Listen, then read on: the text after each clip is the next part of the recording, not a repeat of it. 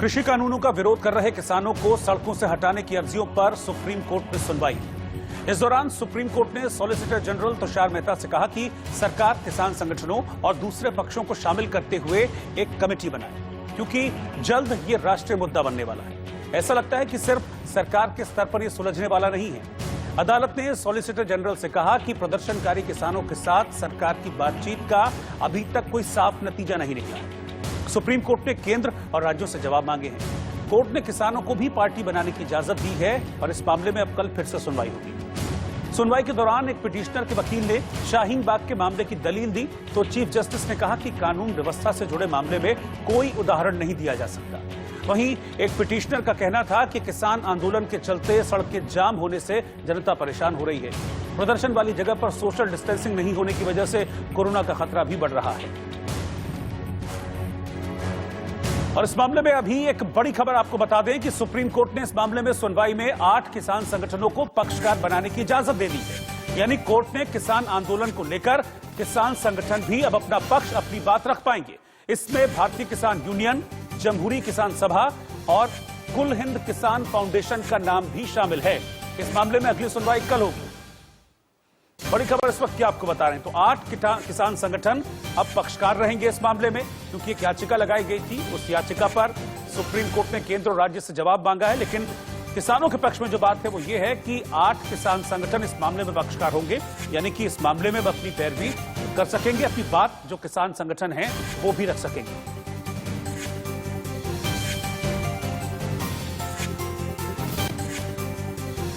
तो बड़ी खबर इस वक्त क्या आपको बता रहे हैं, किसान आंदोलन से जुड़ी याचिका पर किसान अपना पक्ष रख पाएंगे।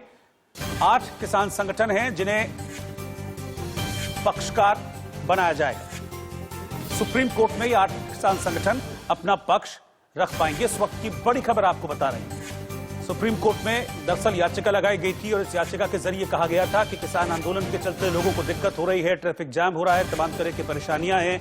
कोविड का हवाला भी इस याचिका के जरिए दिया गया था, जिस पर सुप्रीम कोर्ट ने कहा है कि केंद्र और राज्य इस पर जवाब दें, और साथ ही यह भी कहा है कि 8 किसान संगठन इस मामले में पक्षकार होंगे, यानी कि अब ये किसान संगठन अपनी बात सुप्रीम कोर्ट में रख पाएंगे, अपना पक्ष ये सभी किसान संगठन रख पाएंगे।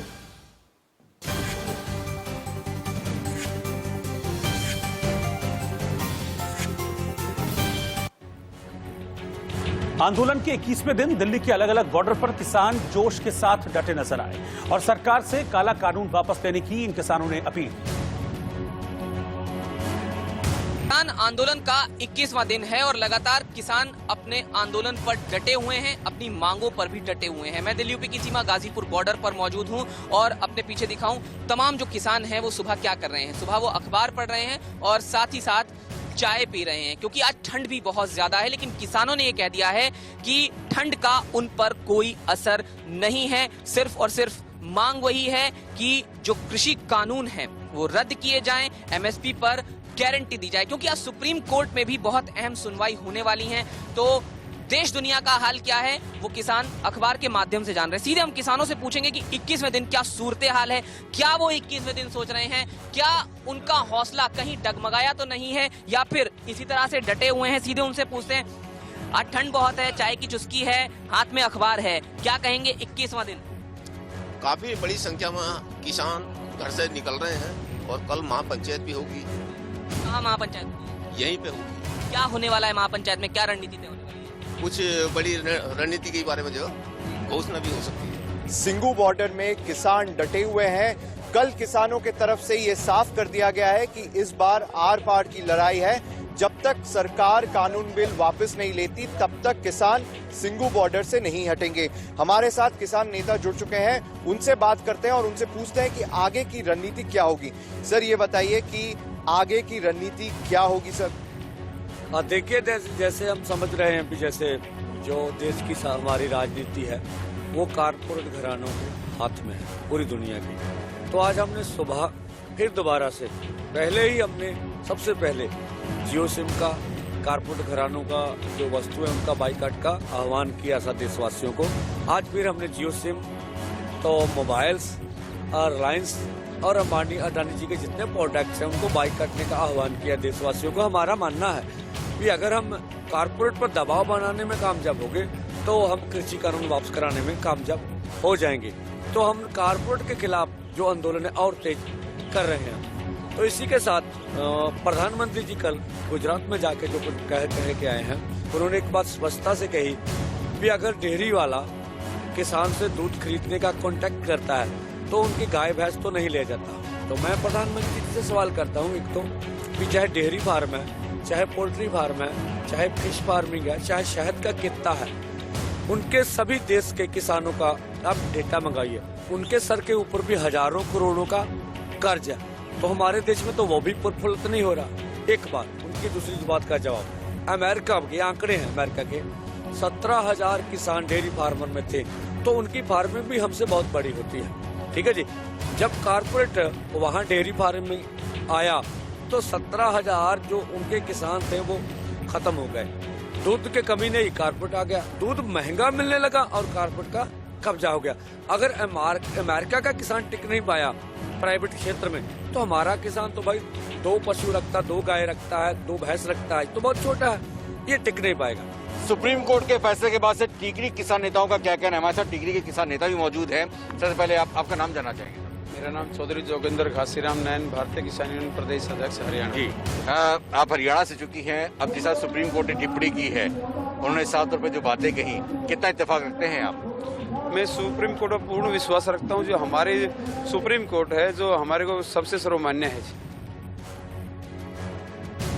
उधर मोदी सरकार के तमाम मंत्री और बीजेपी शासित राज्यों के मुख्यमंत्री रैलियां कर कृषि कानूनों की जरूरत को किसानों को बताने में जुटे, ताकि देश भर में किसानों के मन में फैले भ्रम को दूर किया जा सके। किसानों के प्रतिनिधियों को किसान मानकर ही उनसे चर्चा की। यदि कई लोगों ने हमको कहा कि इनमें फला लोग हैं, लेकिन सरकार की नीयत पवित्र थी, क्योंकि हमारा नेता पवित्र है और हमारा नेता पवित्रता से देश को आगे बढ़ाने का काम कर रहा है। नेता पवित्र है, नीति भी पवित्र है और सरकार की नीयत भी पवित्र है। और इसलिए हम किसानों से लगातार बात कर रहे थे, क्या कानून में वो पॉइंट बताओ जिससे किसान को नुकसान हो सकता है। लेकिन कहीं न कहीं चर्चा दिग्भ्रमित हो जाती थी। लेकिन दुर्भाग्य के साथ मुझे कहना पड़ रहा है कि जब मीडिया के माध्यम से ये सारी बातें सामने आई कि वहां पर वामपंथी लोग मिलकर इस आंदोलन को दुरुपयोग करके किसानों के कंधे पर बंदूक रखकर चलाना चाहते हैं और वो मोदी सरकार को झुकाने का एक असफल प्रयत्न करने का सपना देख रहे हैं।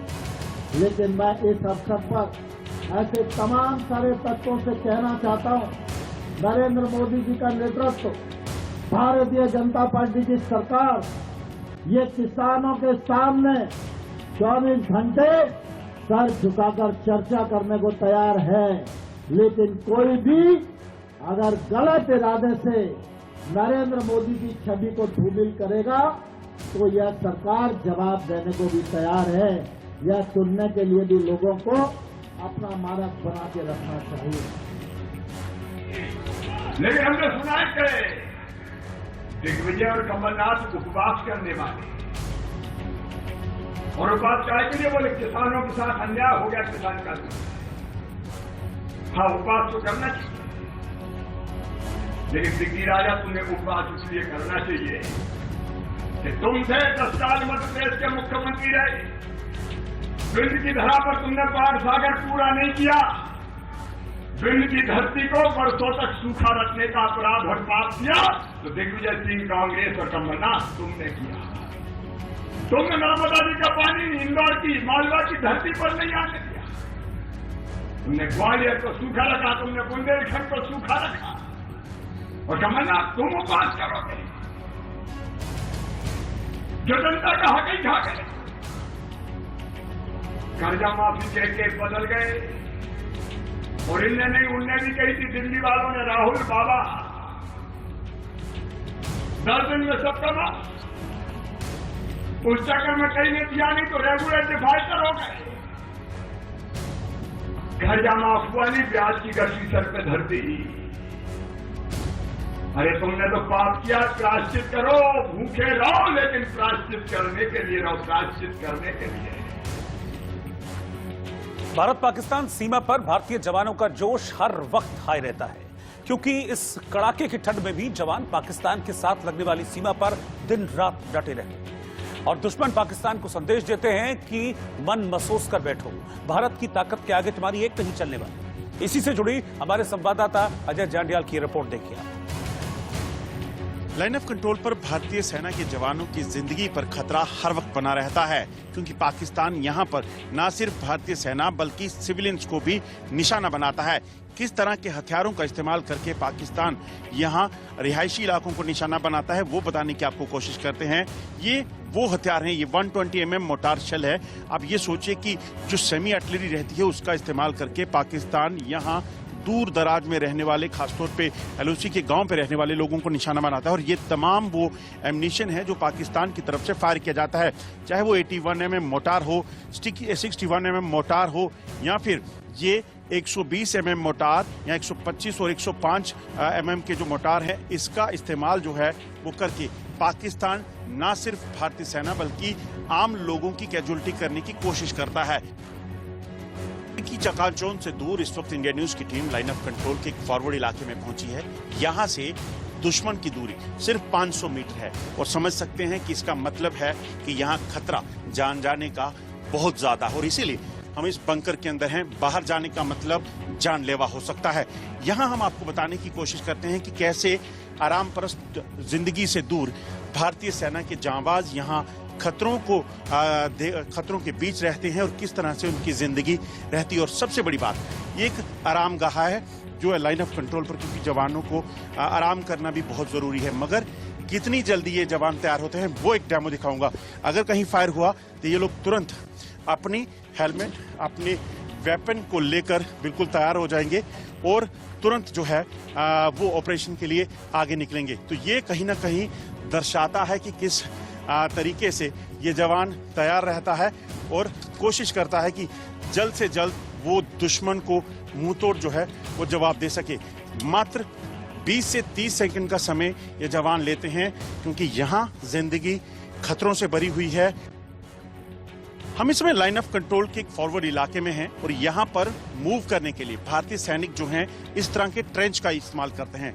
ट्रेंच दरअसल एक इस तरह का सेफ रूट होता है जहां पर एलओसी पर जब सामने दुश्मन हो, क्योंकि ये पुंछ का जो इलाका है यहाँ पर जो पाकिस्तान की पोस्टें हैं पाकिस्तानी सेना की वो ज्यादातर ऊंचे इलाकों में हैं। ऐसे में इस जवानों को यहाँ मूव करने के लिए ट्रेंच की जरूरत पड़ती है। और आप देखेंगे बेशक पाकिस्तान एक ऊंचाई पर है, मगर उसके बावजूद भारतीय सेना के जवान डोमिनेट करते हैं इस इलाके को और पाकिस्तान को मुंहतोड़ जवाब देते हैं।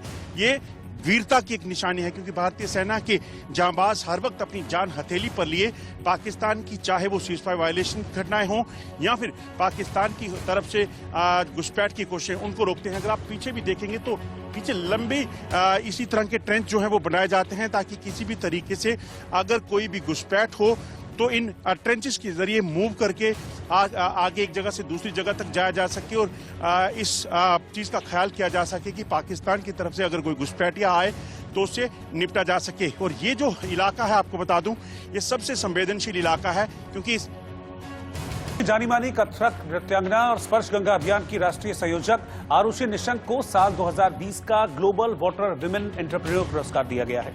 आरुषि निशंक को the energy and environment foundation की तरफ से गंगा स्वच्छता संरक्षण और संवर्धन के लिए यह पुरस्कार दिया गया है। एक वर्चुअल कार्यक्रम में केंद्रीय जल शक्ति मंत्री गजेंद्र सिंह शेखावत और ऑस्ट्रेलिया के जल संसाधन मंत्री कीथ पिट द्वारा संयुक्त रूप से यह सम्मान आरुषि निशंक को प्रदान किया गया। आरुषि निशंक पिछले एक दशक से स्पर्श गंगा अभियान के तहत गंगा एवं उसकी सहायक नदियों की स्वच्छता संरक्षण और संवर्धन के लिए काम कर रही है।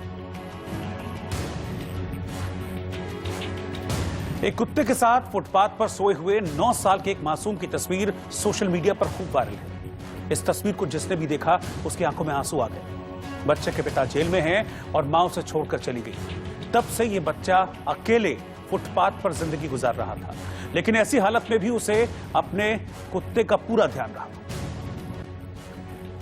रुला दिया। एक दुकान के सामने की खुली जगह पर डॉगी के साथ सो रहे इस मासूम की तस्वीर लोगों को हैरान कर गई। कड़कड़ाती ठंड में ये बच्चा अपने दोस्त के साथ एक ही चादर में सोता नजर आया। दोनों की देखभाल करने वाला कोई दूसरा नहीं था। बच्चे के पिता जेल में हैं और मां छोड़कर जा चुकी है, लेकिन खुद बेआसरा हो चुके अंकित नाम के इस बच्चे ने अपने दोस्त डैनी की पूरी देखभाल की। दिन में होटल में काम किया और जो पैसे मिले उससे खुद का पेट भरा और अपने कुत्ते डैनी को भी खाना खिलाया। कुत्ते को दूध और ब्रेड खिलाता था रात को चाय पे। वो चाय वाले का कप धोता था ना, इसलिए वो दे देता रहता। हाँ, जो रात को गत्ता मिलता था उसे मैं बेच आता था। आज हफ्ते 50-60 रुपए, अब फिर लॉयटिंग चुकता था। तस्वीर सोशल मीडिया पर वायरल हुई तो बात प्रशासन तक पहुंची और पुलिस ने आनन फानन में बच्चे को खोज निकाला। एसएसपी महोदय के निर्देशानुसार जैसे उन्होंने निर्देश दिए, इस बच्चे को तत्काल प्रभाव से एकदम इसको चाइल्ड जो वेलफेयर सोसाइटी है, चाइल्ड वेलफेयर सोसाइटी के भी संपर्क में इसको ये है आज अभी इस समय, और इसको पुलिस के द्वारा तत्काल जो भी सर्दी से पहनने के सर्दी के कपड़े, खाने की चीज़ें, जो भी आवश्यक चीज़ें थी वो इसको मुहैया कराई गई है। इसका मेडिकल परीक्षण कराया गया है और इस बच्चे की एसएसपी सर के द्वारा ये भी बात की जा रही है कि इसका कहीं पे एडमिशन किसी स्कूल में इसका कराया जाए ताकि इसका भविष्य उज्जवल हो सके और इसको किसी प्रकार की कोई समस्या परेशानी ना हो। अंकित चाइल्ड वेलफेयर सोसाइटी के पास है, जहां उसके पुनर्वास का इंतजाम किया जा रहा है।